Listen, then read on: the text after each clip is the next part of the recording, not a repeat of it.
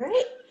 So my name is Virginia Mays, and I started out as an ASL teacher. I guess I still am, but I started teaching high school, and now I work with families who have deafblind children, as well as professionals who work with young deafblind children. I have been teaching, let's see, I should know this, probably close to 10 years. And I have Usher syndrome myself, so I am a deafblind person, but I still have good central vision. And I'm hard of hearing, and so I didn't learn sign until later. I was in high school and I started learning, and then I went to Gallaudet for a few years, and that's where I really learned sign language and became very passionate about it, and also about deafblindness. So today we'll be talking about facilitating early, meaningful, tactile communication with infants and young deafblind children. And I will let Diane Foster introduce herself. Hi, everybody. I'm Diane Foster, and I am the Family Engagement Coordinator for the Georgia Sensory Assistance Project. I am the proud mom of a 17, almost 18 years old son named Alex, who is deafblind himself, and he was born congenitally deafblind, so that's from birth. And I enjoy spreading myself to other families in the deafblind world and just showing them kind of what works for us and how we live and what's working, what's not working, my experiences, and any way that I can help someone, I'm there.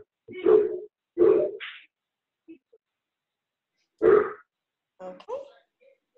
Well, we'll go ahead and get started with our presentation here.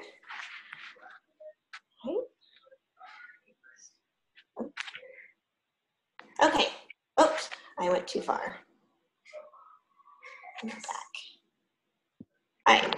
So most of you probably already know what tactile sign language is, and it's just an adaptation of the visual language, ASL in our country, that is communicated through touch for deafblind individuals. And usually it's hand over hand, so the deafblind child or person's hand will be over the signer's hands. And this is a goal for teaching, we want our deafblind children to eventually be able to use tactile sign language. However, there are other tactile communication modes that we should talk about, learn, and use before we can really achieve tactile sign language. And so some of those things are touch cues, which is also known as signing on the body, object cues, tactile symbols, and nonverbal communication is also important.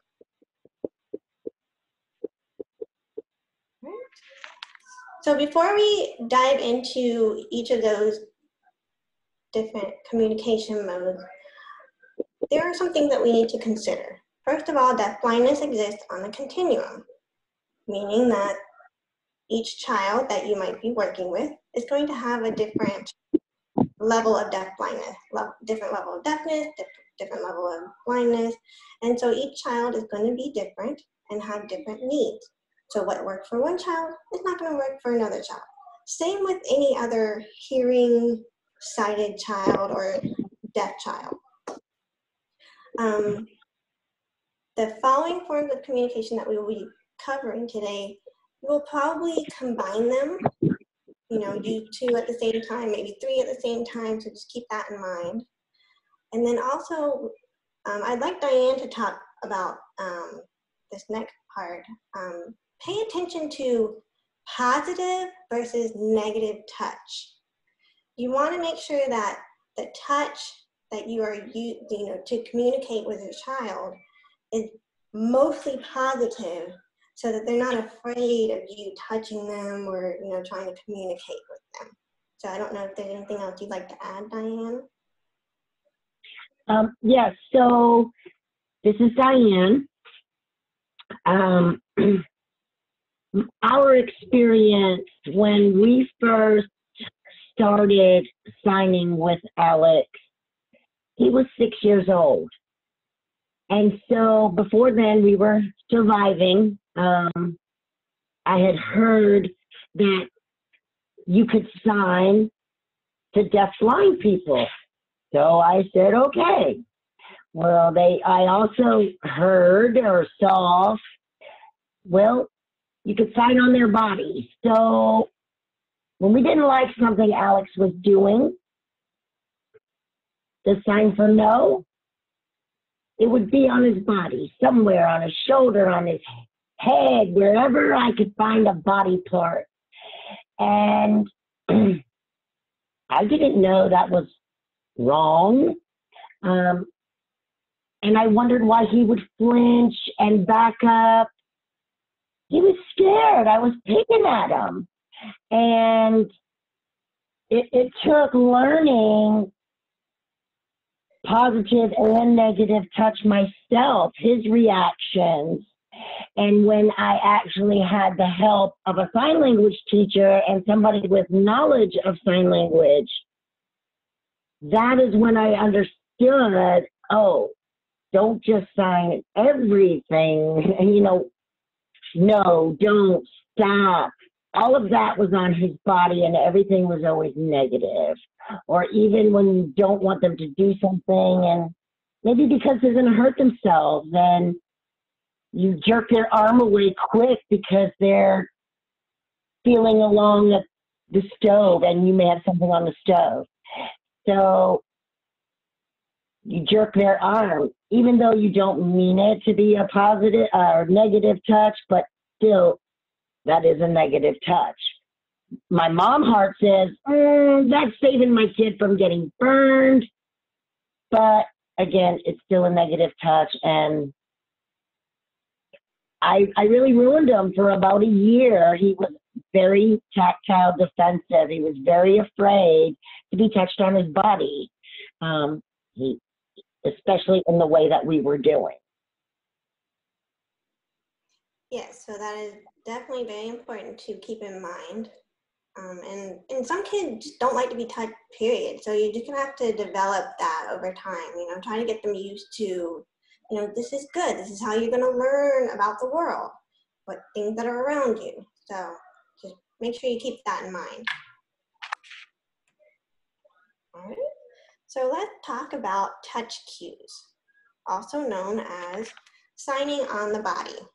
So these are physical cues used on the child's body to convey a specific message.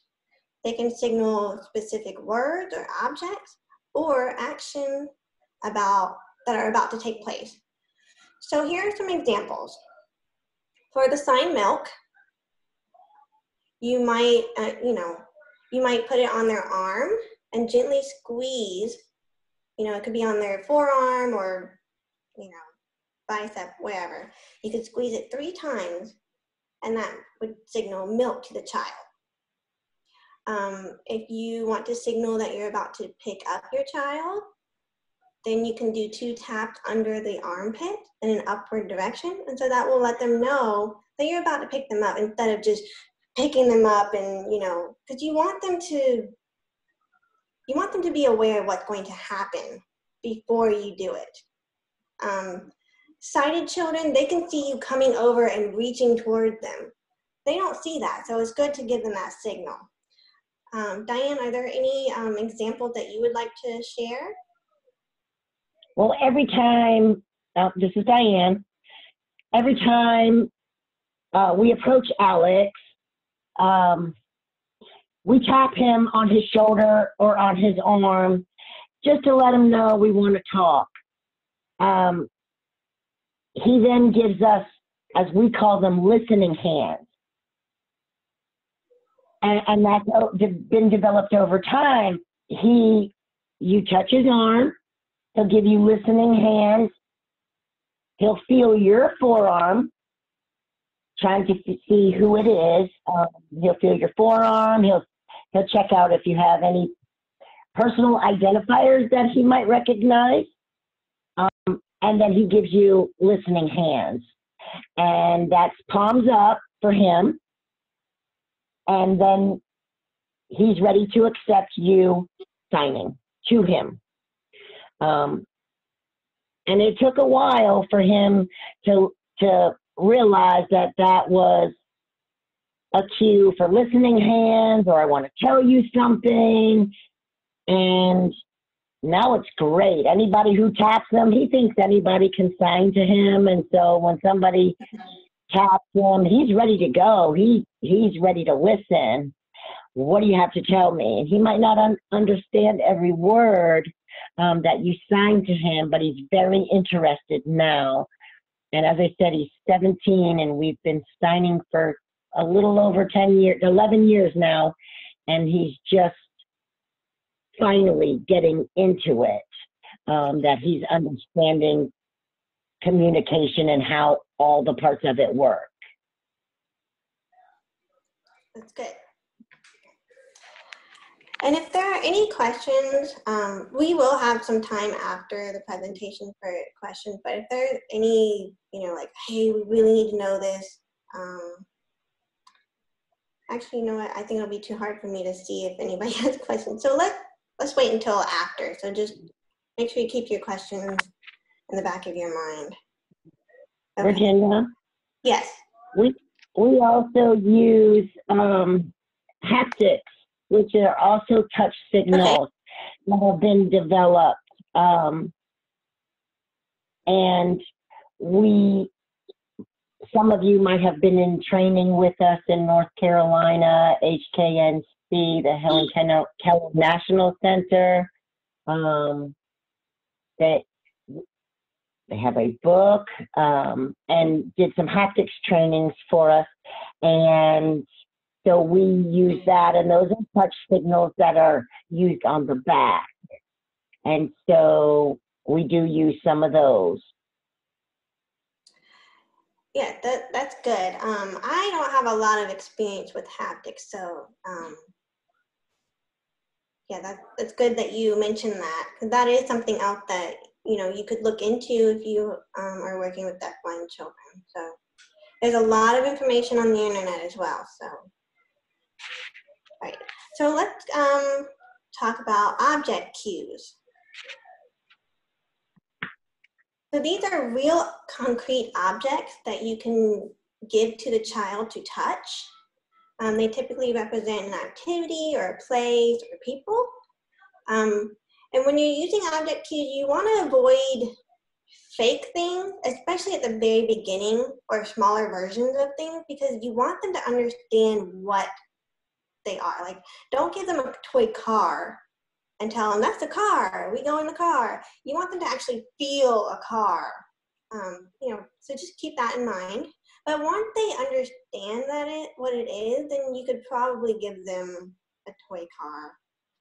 So some examples are just a bottle for milk, a spoon for mealtime, a diaper to signal that it's diaper changing time.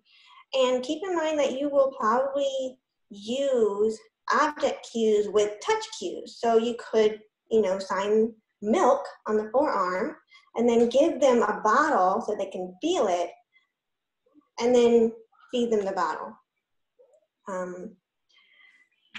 I believe we have a video of an example. I'm hoping it'll work. Of Alex. Let's see. Little Alex. It does not seem to want to work. Okay. Uh-oh. Well, it was basically a video of Alex touching the handle of a car and signing car. Do you want me to play it? Can you play it? Yes. Okay. Virginia, if you stop sharing your screen, then Diane can share hers. Okay.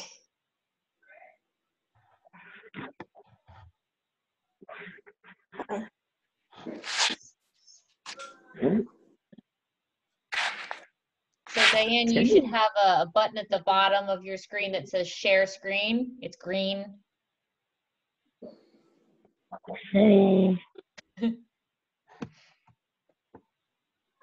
Yep. Oh, look, everybody. Share. Okay.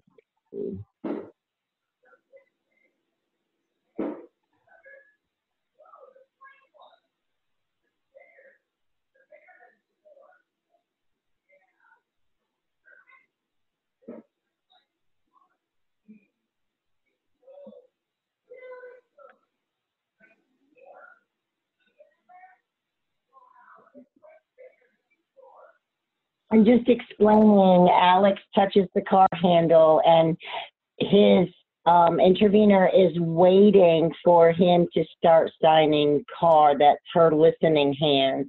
Alex will not sign if he does not have somebody listening hands underneath him. So, and that's how we would teach him. Go to the car. There's your car. Same thing with food, with everything. He touches it, he feels it, he smells it, he licks it, he rubs it on his head, whatever the object is. Well, of course, he's not going to rub a car on his head, but he does everything that he can touch, taste, smell, or feel, rub, however you want to. He does it for him to figure out what it is and to associate the sign and him understanding it. And sometimes it's very easy, and you know, it didn't take us very long to learn the sign for car. However, the sign for diaper took us 3 years. Mm-hmm. But it's just constantly trying. So for diaper, can you explain how, like, what you did to try to teach that? And well, we started with actually giving him the diaper, and we would change him in his room. So whether it be on its changing table or on his, as he grew up, on his bed, and you would give him the diaper. You know, we would carry him into the room. But as he got older and mobile, we would hand him the diaper and he would actually get up and walk to the bedroom. And that just slowly became, from giving him the diaper paired with the sign for diaper, then he finally learned how to sign diaper, and we didn't have to cue him with it. I would just say, it's time to change your diaper, and then he would go and to his bedroom. And to this day, he will still go to his bedroom before we head to the bathroom to change his diaper. did you start out, so you gave him an actual diaper, did you start out signing diaper on his body or through tactile sign? I signed diaper on his body. Okay. And I signed diaper with my fingers on his body. Right. So we started that, but I did it at his waistband where his diaper would be. And then I moved into, once he was receptive to touching objects, because remember, he was tactile defensive. He didn't want you to grab his hand and touch anything. And so once he was accepting of touching objects, I could just give it to him. But in the beginning, you hand him an object and it would be thrown. He had no idea what it meant, and it just took time. So I would hand him the diaper. Here, we have to change it. Hand him the diaper. And I would then pat his stomach with the diaper, do the sign for diaper. And as I said, it took us 3 years to get him to finally sign diaper himself. He understood what diaper meant, but he didn't express it himself until 3 years. And it's going to take time. You know, repetition is key. Just keep going at it. Keep trying different things. One thing's not necessarily going to work. So, you have to be patient too. That's very important. Okay, let's see if I can share again.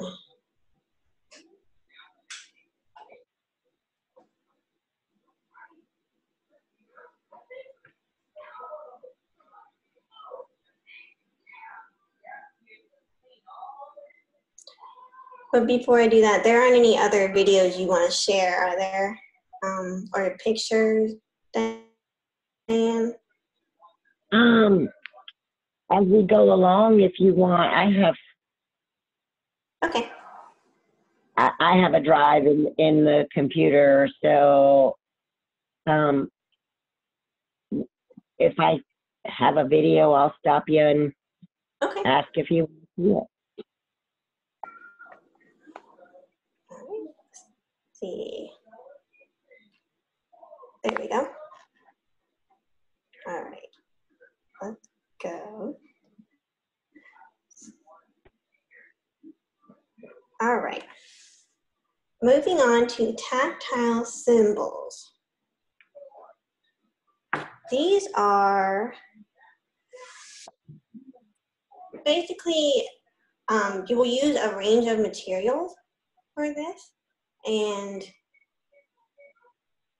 most of the time the concrete object will be placed on like a card, and the background of the card will be different, like maybe a different shape or a texture or both, to communicate different categories. And these are used, you can use these to represent an actual concrete object, or it can also be for more abstract things as they start to understand, what language is and what it's for. So here are some examples. And this is based on the Texas School for the Blind and Visually Impaired tactile symbols. They have like a directory on their website. So for the category time, the background shape is going to be a pentagon. Now these don't exactly look like perfect pentagons, but that's what they're supposed to be. And then for months, they have foil on the background with the shiny side up. So for January, it's got the pentagon shape and also the tinfoil background and a letter J made out of pipe cleaner. And it's glued on there. And then for February, same background as January. However, they use a heart shape pipe cleaner to represent February. And it looks like there was a question that just popped up. Let me see. You can make them individualized. I know Diane, she can talk more about hers, but I believe she told me that she does not really follow the Texas School for the Blind and Visually Impaired, at least not to a T. So you can adapt it to, whatever works for you and the child. But this is just kind of a suggestion and a directory, and, if you can't come up with your own ideas. And then so for the days of the week, it's going to have the same background because it's the same category time, but the texture of the background is going to be a netting. And so for Monday, it's, I can't remember what those things are called. Brad. Oh yeah, a brad. And then for a Tuesday, it's just a fat rubber band. Okay. So Diane, do you want to talk a little bit about your tactile symbol that you've been using? Sure. So we kind of follow the Texas School for the Blind. However, I started before I knew that there was actual library of tactile symbols. So some of my original symbols are a bit different. So for instance, food, we use a tablecloth background, and that is because Alex, I made his bibs out of the tablecloth. So he knew by feeling that background, that was some type of food that he was going to eat. And then, say it was corn, I glued corn on the card, or, you know, spaghetti, I used dry spaghetti. So I did follow some of what the library has, because of course nobody wants to reinvent the wheel, especially when you're trying to figure out broccoli, right? So I used food on background of tablecloth. I used places are on a felt background. And people are on a foam background. So I didn't go into the shape so much because, again, month, time is very abstract. And we used that later because, of course, we had to develop a base with Alex and get him, you know, again, receptive to, first of all, understanding what an abstract cue is, because you can't touch a January. You can only touch this card, and it represents January. So he has to understand the month of January and what that entails before he understands the January card, because it's just going to be this card with a shape on it. So we didn't introduce the months until it was time to introduce months and days of the week. We stuck with concrete things. So if it was a broccoli, we used to have broccoli. Now this means broccoli. So we had a concrete tactile symbol, and we put it in a book. And I made it portable. I wanted to go to restaurants and him have a choice, broccoli or carrot. And I had a tactile symbol for each of those. And I carried around a library. If we were going to a restaurant, I carried the restaurant book. If we were going shopping, I carried the different stores category book. And everything, you know, everything just stayed in the category. And we would go to the park. I would have all the park cues. So then we came up, we have this big library it's a base of our language. So now we could add signs to them. So he can touch this word, especially if he doesn't understand Braille. And then this was the beginning of our communication, these cards right here. At first, he would tear them up. So I made them where he couldn't tear them. If they tore up, it was okay. I started with foam backgrounds, and then I got really elaborate and bought myself a laminator, and I now have an entire library of Alex's cues.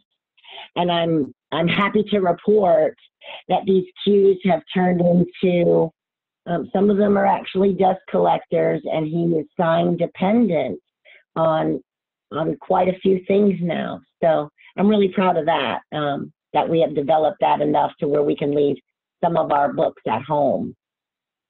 Right, and that is the goal. So, but it's good that you had this, to begin with, this, start developing his language. All right, there is a question.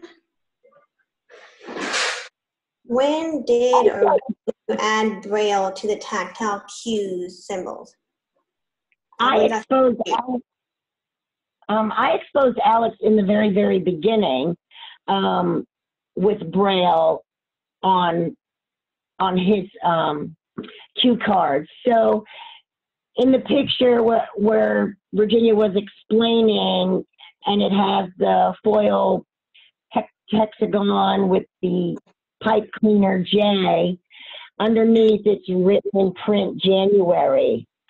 I would actually use Braille. I would either use the sticky tape or actually laminated cardstock and put it in the Brailler.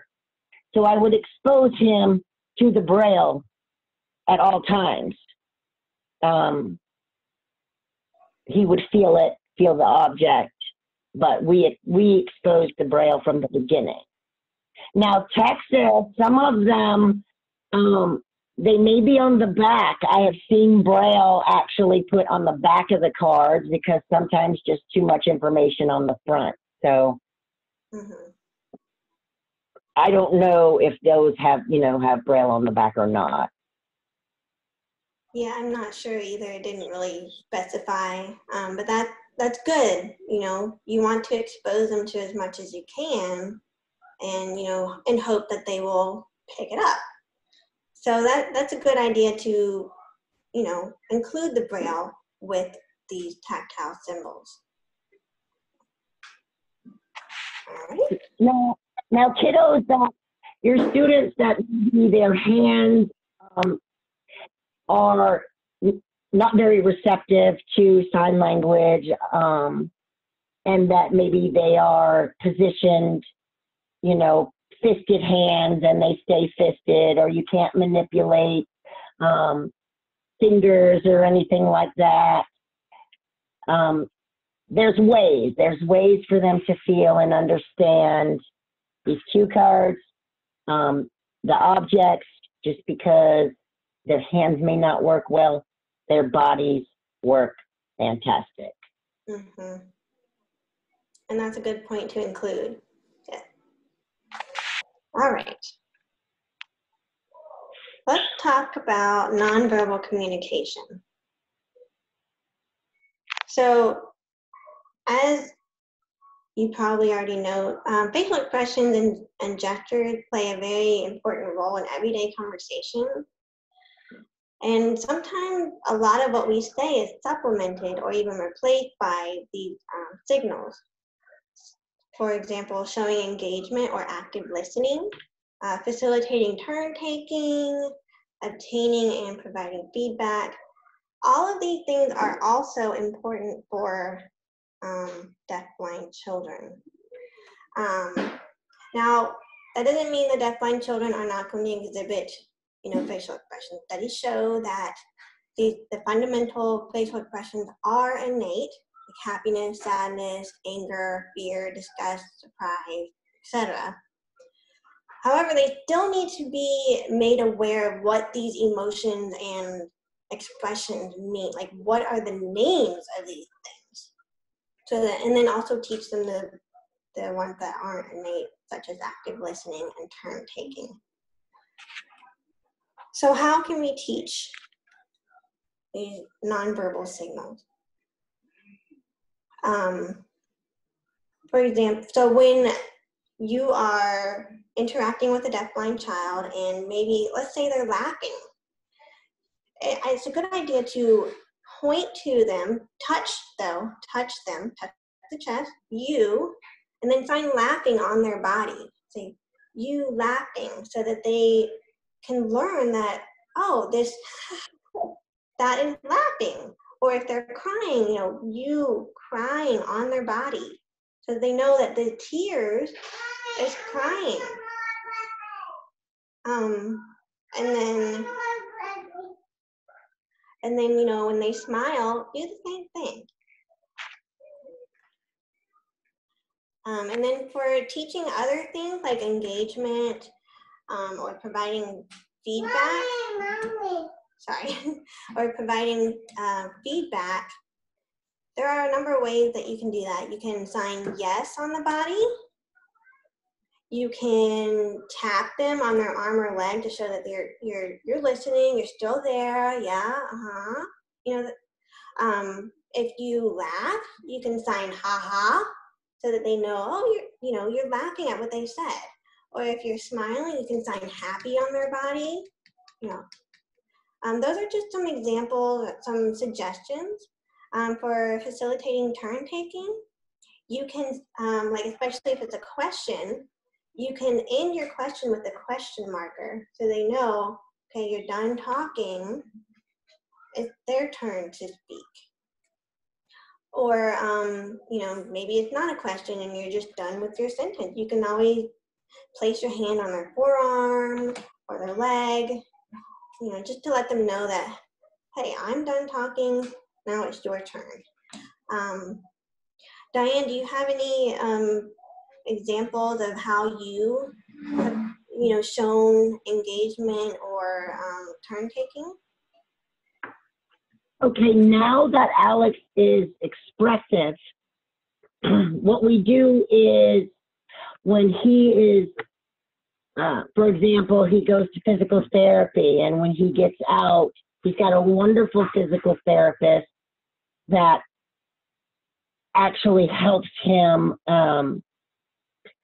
with his signing. So Virginia's going to explain about coactive signing, and Alex is really engaged in that right now.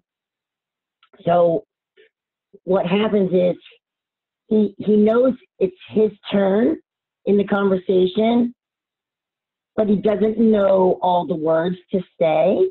And so if you don't help Alex find his words, he'll start going through all of the words he knows, hoping to find the right one, which is babbling, which is great.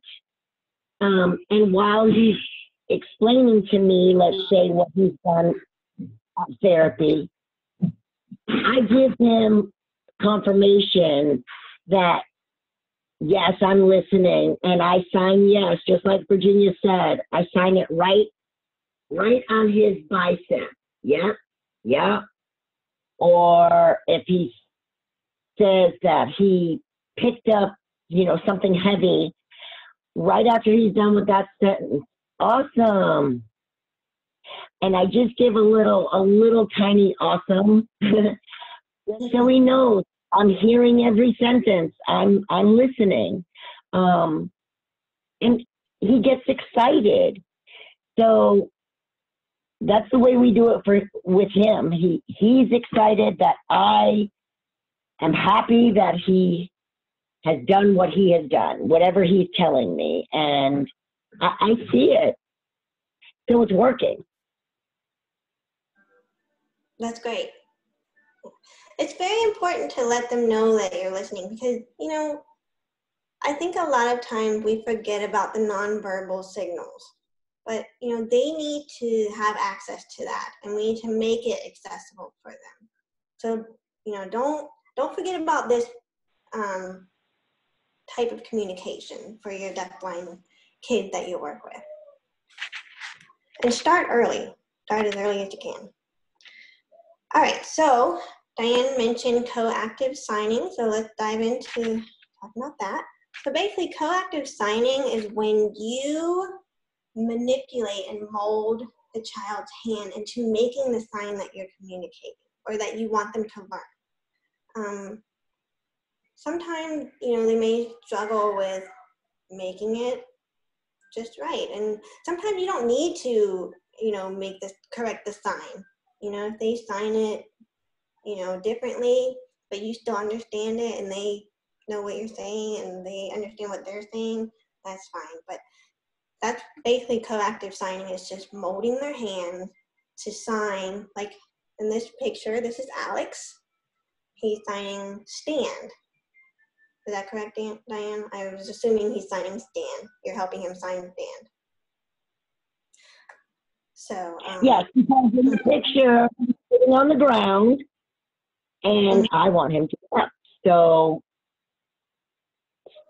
we are helping him sign stand, and hopefully he got up on the first try. now, you don't want to use this when, let's say, school's over and you want them to know, hey, school's over, it's time to go home. You're not going to take their hand and manipulate them and say school's over if they don't know that it's over. That's when you would use tactile sign language to let them know school is over, time to go. Now, if they are trying to communicate that and you think that's what they're trying to communicate and they are, basically showing that they need help signing that, then that's when you would use coactive signing. And you also don't want to, let's say they are struggling with it and they're working through it, you don't want to jump in there and do coactive signing. You want to give them time to try to do it themselves. So, anything else you would like to add, Diane? No? No, I'm doing a lot of twisting nowadays because with Alex, for a long time, listening hands when you're talking to him or, you are face to face, you're signing, even though he's not using his eyes visually, you still face to face. So you're signing. Well, when it was his turn to communicate, he wasn't understanding it was his turn until I physically moved beside him. Mm-hmm. I can't do listening hands and be in front of him because to him, that's what I do when I'm talking to him. So I physically have to come around beside him and be at the same angle he is. I cannot coactively sign face to face with him. Mm-hmm. And that's a good thing to, ideally you would like to be able to just stand in front of him and have him talk to you like that, because that's how everyone else communicates. Sighted, deaf, we stand in front of each other and we communicate, not stand next to each other and watch each other from side to side. But you figured that out and you figured out a way to help him understand, okay, now it's your turn. So you may have to play around with some things when you're working with your deafblind kids. All right. So this is the last little section of our presentation, but I still think it's very important, and providing some other tactile information. And I got some of these ideas from a wonderful blog called A Mom's Musing. She's a deaf mother, but she has a deafblind child, and that is a great resource for anybody, mom, professional, whoever, if you want to learn about communicating with a deafblind child. And she's got lots of videos, so I would definitely recommend looking at her blog if you can. But some things that I pulled out of her blog are, allow opportunities for the deafblind child or children to know that you are approaching or that you're near, or even interacting with someone else, even if they're not actively involved in the conversation. Because if you think about sighted kids, whether it's around deaf people or hearing people, they can see or hear a conversation, even if they're not involved. So like a husband and wife, they're talking in front of the kid. The hearing and sighted, or even if they're signing to each other, they see that and they're taking in that language, even if they don't understand it.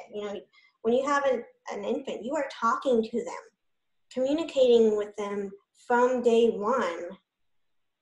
Even though they don't understand you, you're still communicating with them. So we want to make sure that we provide these kind of opportunities for deafblind children as well.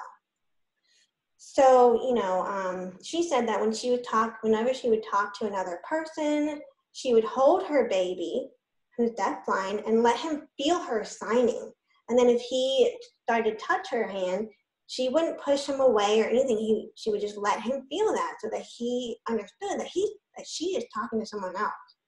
And, that is communication.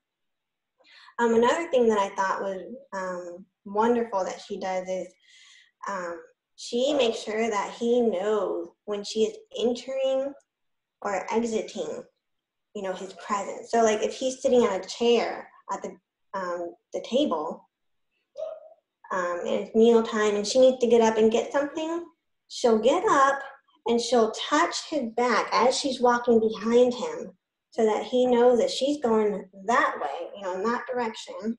And then when she comes back, she does the same thing and touches his back as she's walking by him, and then sits back down, and so he knows she's there.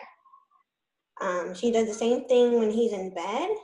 If she needs to get something, she taps along the bed so that he can feel it moving until she, is walking out the door. And then when she comes back in, she does the same thing, just so that he knows that she is coming and going.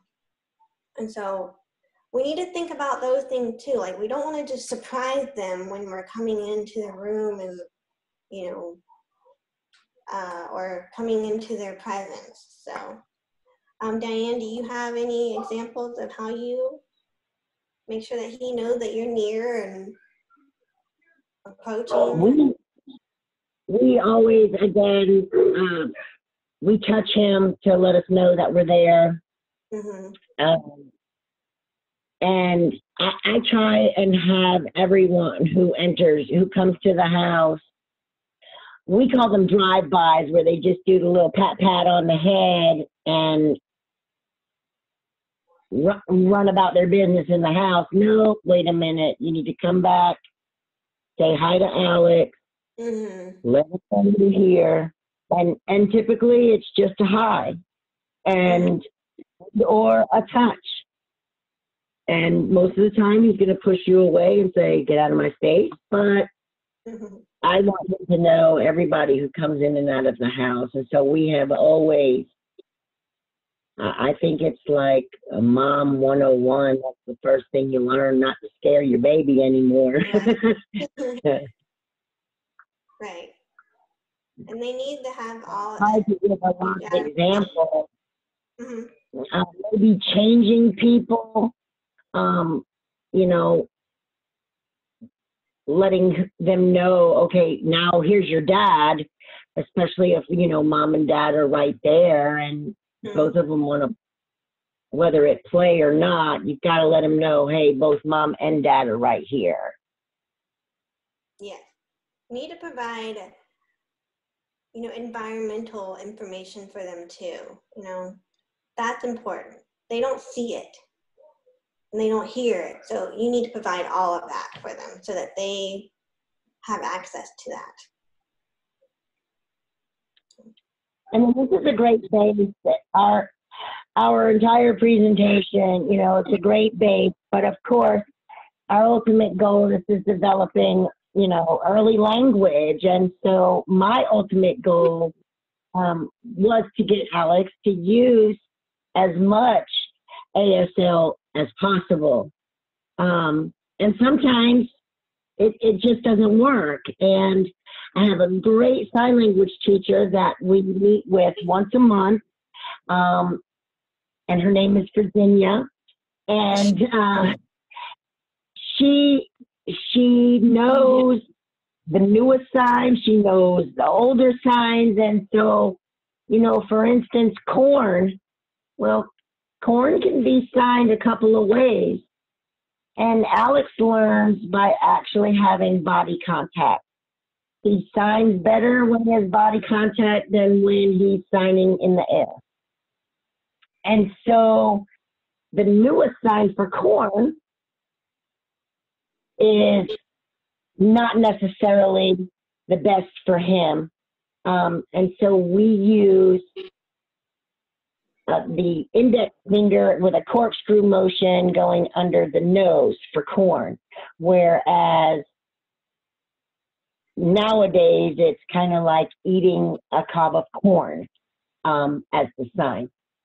So we just figure out when there's a new word, and I have a list for class, and I'm like, okay, Virginia, what is the sign for this, or how do we get it, modified for Alex? And we've come up with all kinds of signs. We've taught Virginia some new signs, and so it's pretty neat. And for the most part, the good thing is as Alex gets older and is more exposed to those in the deaf community, he can actually talk with them.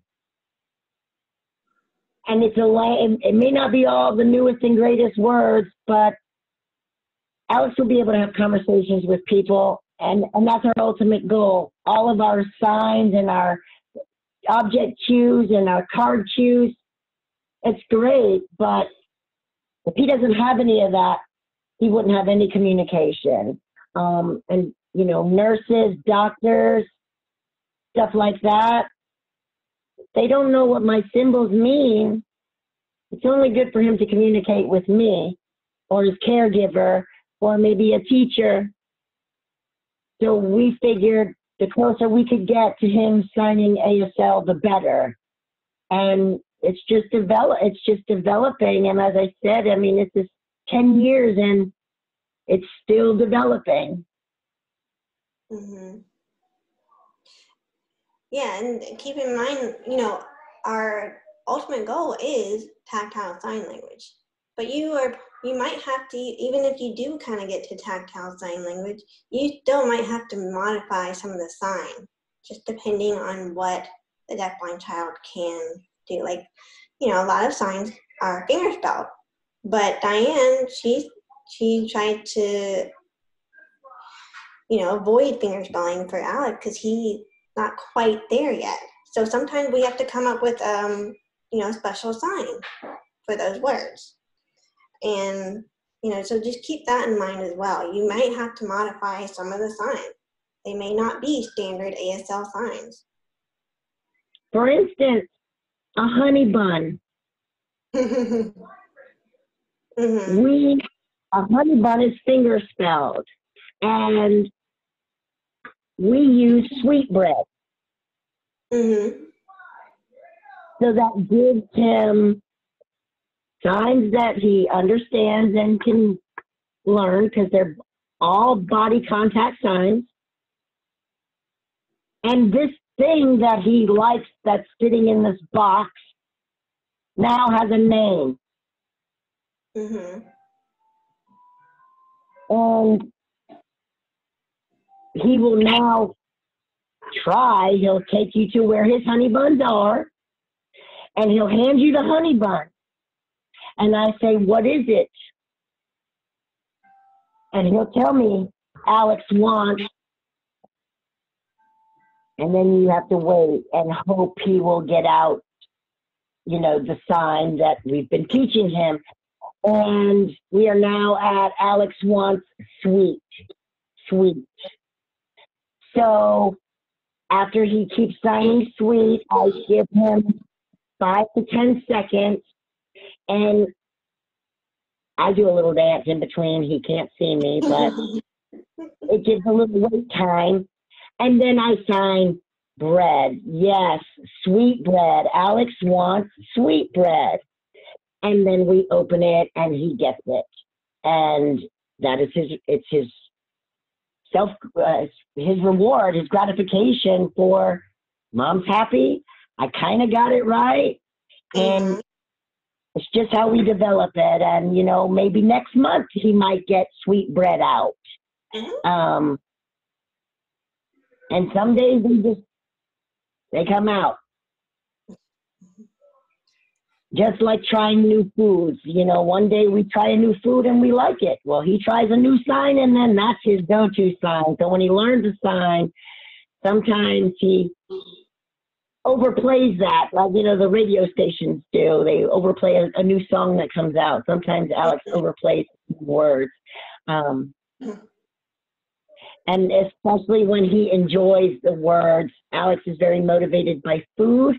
So he has learned a lot of foods, and his reward is getting what he asks for. So we're now on a muffin craze.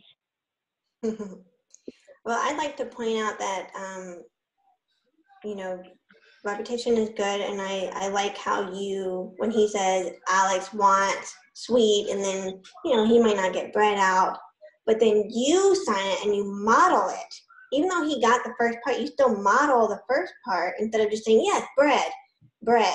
You say, yes, Alex wants sweet bread. That is good. That's modeling the language for him so that he can, eventually, hopefully, express the same, Alex wants sweet bread. So it's good to also model the language, even if they're not quite at the tactile sign language, level. It's still very good to model the language for them, and just be patient. It's going to take time for them to learn, just like an infant. It takes them time to express the language, but you still model the language for them. So I know this is a lot of information. There's a lot of different, communication modes that you can use, but try to use as many as you can. Use them at the same time, just like the object cues with the touch cues, so that they can learn what things are and eventually learn what language is and what we do with language and why we have language. So we can open up for any questions that you might have. We are here to answer questions.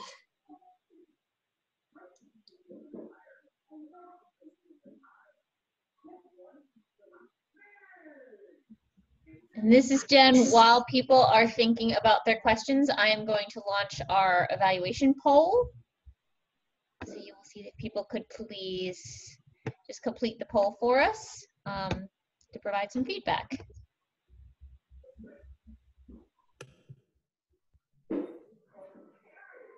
Hi, can you hear me? Yes. Hi, I'm Miriam. For some reason, my video, you can't see me. So I'm working with a student, a deafblind child who is 8 years old. And I wanted to know, I have an identifier and I keep telling him, I show him my identifier and I let him touch my identifier. And I'm new to him. I'm going to possibly be his intervener. I'm going to be taking classes for that. So I just wanted to know, I tell him my name, I show him my identifier. At what point will he remember me? This is Diane. I know I can't give you a time, but my personal identifier, not only do I wear my personal identifier, but also he has a second copy of my personal identifier. So we can talk about, or he can talk about me, say, with his teacher. And how does he talk about me when I'm not there if he doesn't know my sign, even if my sign is mom? How does he know? He doesn't sign mom yet. So how do I know he knows me? He knows me by feeling my personal identifier. I always have it on. He feels my skin. If he still can't figure out who I am, he has smelled me. And he does that quite a bit. When somebody is new, he reaches down and he always smells. His area is the forearm, and he will smell your forearm. He's even on occasion, I know this is gross, but he has even licked a few people. But that's Alex trying to figure out who you are. Not a very way to say nice to meet you, but the more that you present yourself, and if you're going to be his intervener, he's going to remember you. And I can't give you a when, but you just keep visiting him and you keep letting him know that you're there and being that constant, because you've got to build a trust relationship with these children. He's not like Alex doesn't just, well, he does now. He expects everybody to sign. But back when he's little in this picture, he would not listen or sign to anybody but me and his intervener. And at first it was only his intervener. He wouldn't even sign to me. And so like he does things for me at home that he doesn't necessarily do at school, and vice versa. And so when I see things that he does at school finally come at home, and I call it Alex's game because they are very, very smart. It's just tapping into figuring out how he is. And Alex knows, and I call it the Alex game, because he says, okay, so I'm here to work with Miss Virginia. And Miss Virginia is going to play this game with me. Whether it's, say, she's DOT and she wants me to unscrew this top to get this piece of candy out. And then Miss Virginia wants me to sign candy. Well, that's quite a bit to deal with, but it's all incentive work and it's repetition. When you're working on IEP goals, you work on them for, 9 weeks? And so Alex developed, that means I'm only going to do this with this person. So when he actually expresses a word outside, like if he only uses this word at school and he then starts expressing it at home, that's when I know Alex means it. Because he can say it and just not mean it. Because he knows he's supposed to say these words during his therapy session. And so when he starts incorporating it in his daily living skills at home and in the community, then I say he's got it. It's not just something, that happens at school. And I might be a little tough on him because I'm his mom, and so I know where his potential is. And by all means, it's a waiting game. This kid can outweigh me for hours. And you know how our kids are stubborn. If they don't want to do something, they're not going to do it. Or maybe it's new and they're not really stubborn, they're just afraid. And so that hand under hand, showing that you are the barrier, that this isn't going to hurt you, or this is a new thing, and so look, I can touch it first, and I always show them, look, this is new, and I sign new. I let them feel it, taste it, lick it, smell it, if it's appropriate, and then we give it a name, and we practice with it. Okay, thank you. Okay, Mallory has a question. Yes. Our vision specialist has been concerned about providing too much stimuli with our deafblind kiddos and decided not to expose our student to Braille yet. Sighted parents have also been concerned about exposing their child to Braille due to their deafblind child still has some vision. Are there any resources to help families, other professionals become more comfortable with using Braille earlier on? Diane, that might be because I don't have a whole lot of experience with Braille. I do know that just because the deafblind child has some vision does not mean that they shouldn't be exposed to it. I'm losing my vision, and I was told that it's better to learn Braille with some vision than to wait until I have no vision. So, encourage those parents that just because they have vision does not mean that they shouldn't be exposed to it or that you should wait. It's not going to hurt them. Diane, do you have any Do you know any? Well, our vision specialist that we use is concerned that Alex isn't getting it.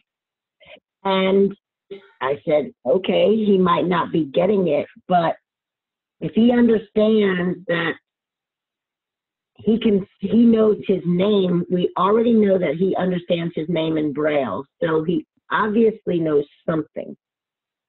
And he's yet to, he plays on the Brailler, he can read and know when cells are different. As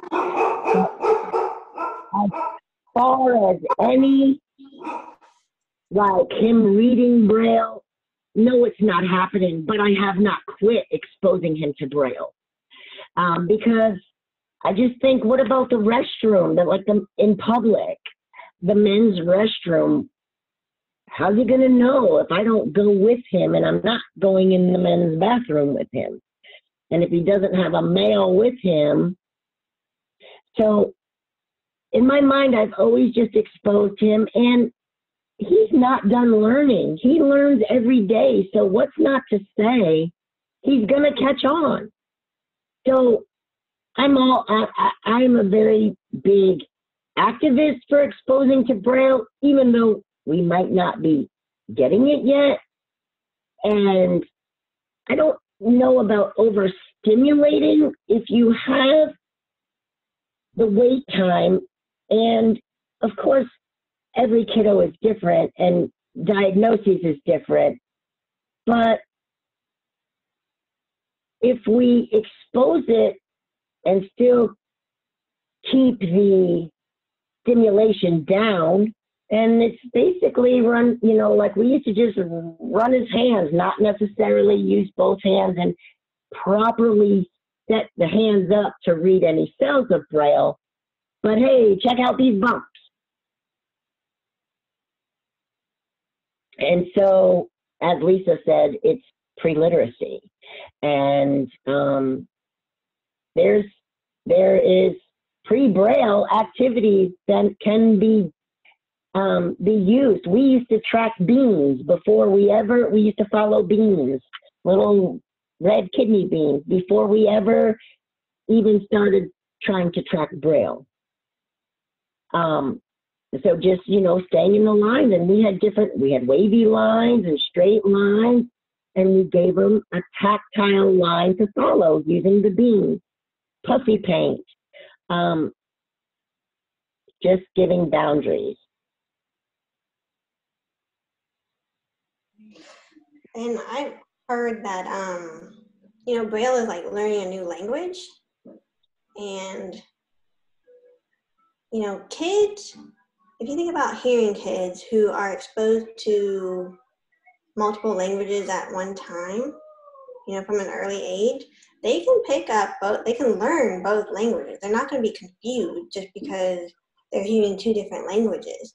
And so, I think it, again, I don't have a whole lot of experience with Braille, but, because it is kind of like a language, exposing them to Braille and, trying to teach them tactile sign language and all that, like, that's important. They need to be exposed to all of that.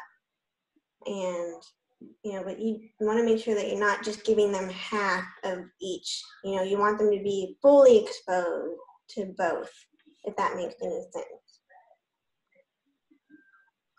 But as far as resources, I'm not sure if I know any good resources for you, but maybe someone else on here may know some and can connect you with some good resources to help, the families and professionals become more comfortable with it.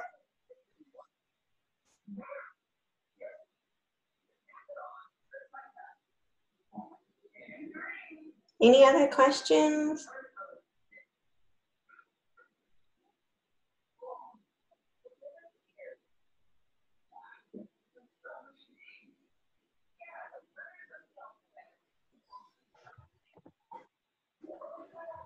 Jen, I don't see any yet. Oh, there's one. Okay. That's for you, Diane.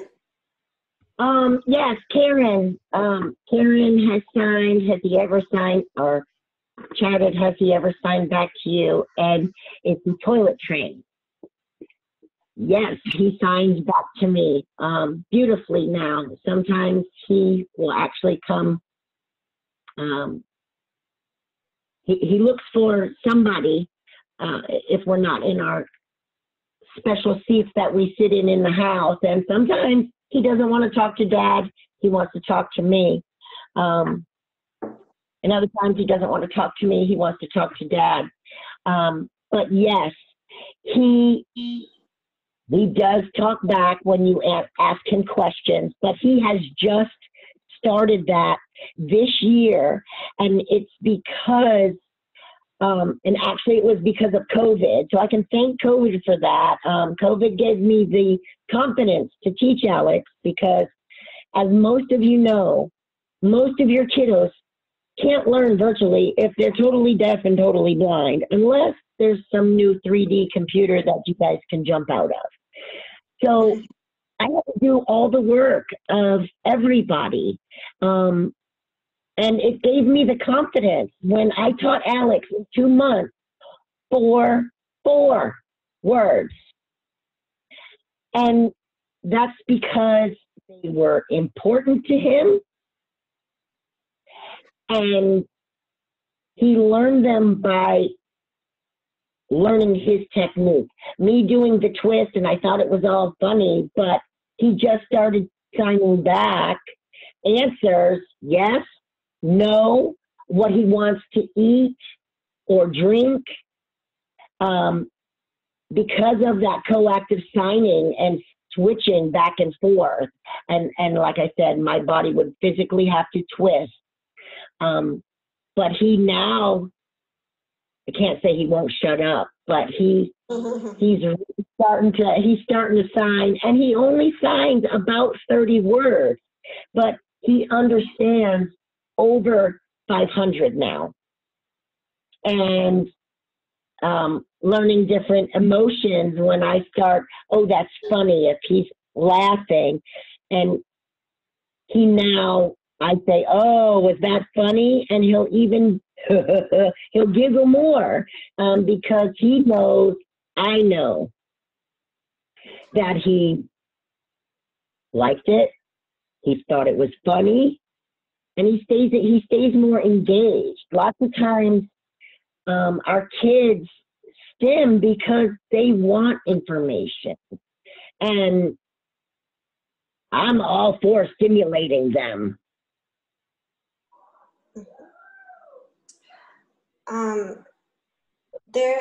Carol just posted a link that would Path to Literacy, which has good resources for Braille. So check that out. Did you answer the question about toilet training? Oh no. So Alex is not toilet trained. He will tell me, that's another thing we learned during COVID. Alex says, Alex changed diaper. And so now we go to his room. He will take off his diaper. He will get a new diaper and put a new diaper on. So what we're working on now is the actual cleaning part and using the wipes.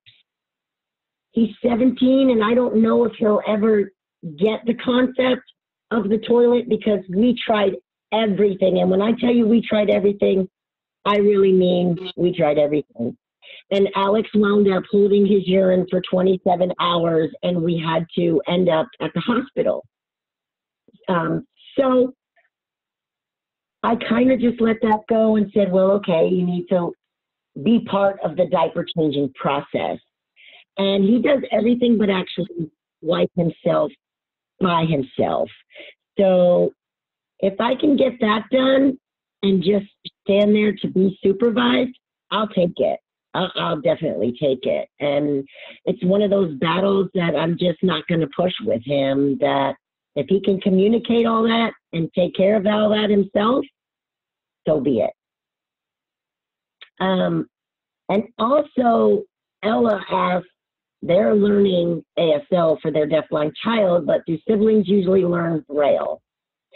And Alex has 2 older siblings. Neither one has learned a whole lot of sign language, and neither has learned Braille whatsoever. I'm not sure that there's a need for them to learn Braille. Yeah. I think just being able to sign with them, with your deafblind child, that's important. Yeah, I just don't really see a huge need for them being able to understand and read Braille, unless they're just curious and want to know what they're reading, or I don't know. I don't think there's a need for that. Support group for parents. In Georgia, we do. Diane, you would know more about that. And I don't know, maybe, are you in, I'm assuming you're in Maryland? Jen might be able to connect you. Your state deafblind project, I don't know if, in what state you're in, but our state, I'm the family engagement coordinator, and we also have Family to Family, which is a national, which I believe that the registration is now closed, but they're kind of like support groups, and they're families to families, and we connect all families of all different diagnoses of deafblindness, and we have some that groups are complex, medically complex, and specific diagnoses, ushers in charge, and global proximal disorder. We even have, I think, 2 Spanish-speaking groups as well, and it's like this, we meet in Zoom, and my group is called Life Support, and I support those parents from, I call it struggles to snuggles, and, you know, what we go through daily when, unfortunately, our teachers and our interveners and all the professionals go home, and we're left trying to pick up all the pieces, and sometimes it's rough.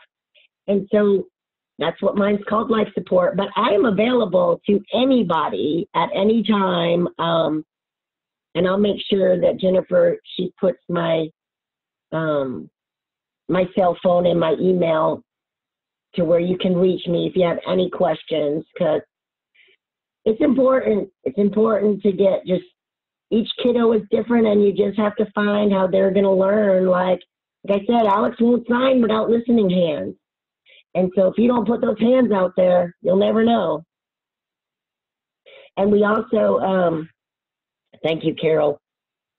We also, in Georgia, have a sign language class that our state project has, Virginia, and we have, we meet once a month, like I said in the beginning, and Virginia teaches us, and our class this Thursday is, I'm sure, going to be on Christmas signs and whatnot, but she taught us signs around the community and emotions and, you know, seasons, and we just make a list, and we also get a 30-minute private session once a month with Virginia as well. So we have a group sign class, and then we have a 30-minute private session each family does with Virginia, and that's provided by our state deafblind project.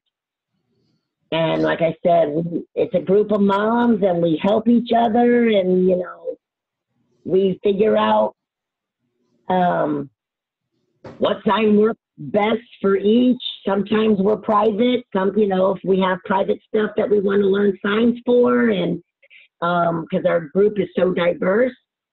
And Virginia just has a pretty much a base, and we bombard her with all kinds of stuff. I don't know how we ever stay on topic, because all of our kids are so different, and where we are learning in sign, and she just makes it work. So if you guys need her, here's a good plug for Virginia, because she is awesome.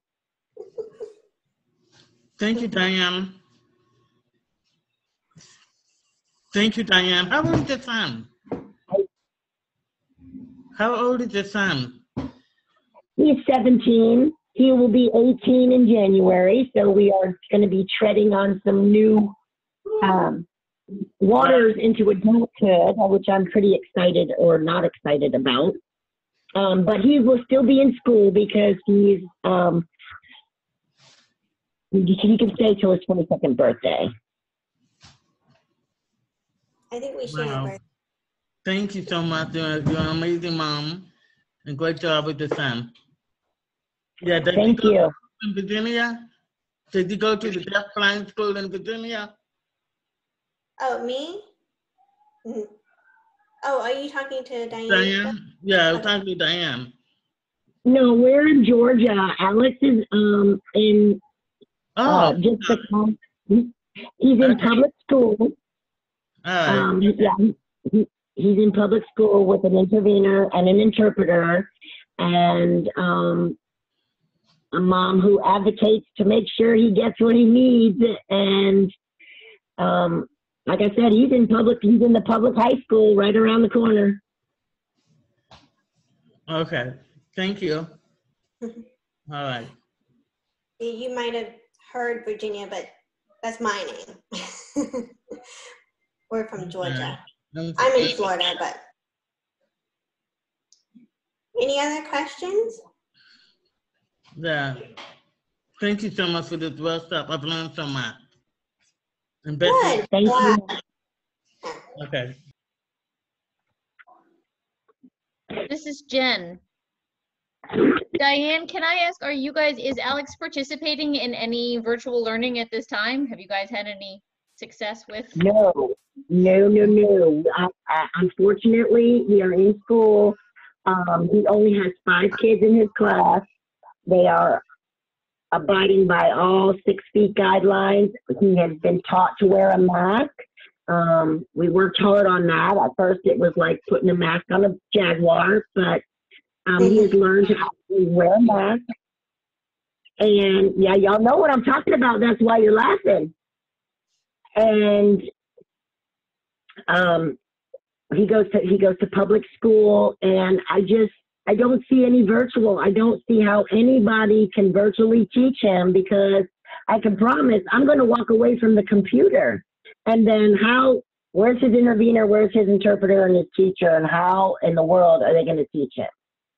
And I have the confidence to do it, and I would just do it, and I would sign him out of school. He would become homeschooled, because there is no possible way to virtually challenge Alex at all. Yeah, I work with a deaf blind student who do virtual distant learning, and I work with his grandmother. And I usually give her instructions on what to do in sign language. So that's what he's getting from me and the teacher, with learning boxes provided to him. So I think you're one of the best teachers around. And there's no better teacher than the mom herself, who knows her son and who is doing everything she can with him. And I'm a living example. I'm not blind, but my mom works with me, and she did a fantastic job with me. And I'm number 11 in my family. I'm the last child. And my mom became a teacher. She went back to school. She got her BA, and she became a teacher. So that's why we should write a book, really. And I'm inspired by your example, and keep up the good work you're doing. Thank you very much. Your son is blessed to have you. No, actually, I'm blessed to have him. I'm blessed to have him, because he has taught me a lot. And he's a gift, and he is a gift. Yes, absolutely. And y'all, I just put my phone number and email in the chat box, and I gave you my home number. So feel free to call me, but I won't answer that. So I'm re-putting it, the right number, in the chat box. Okay, thank you so much. And happy holidays in advance. Thank you. Okay.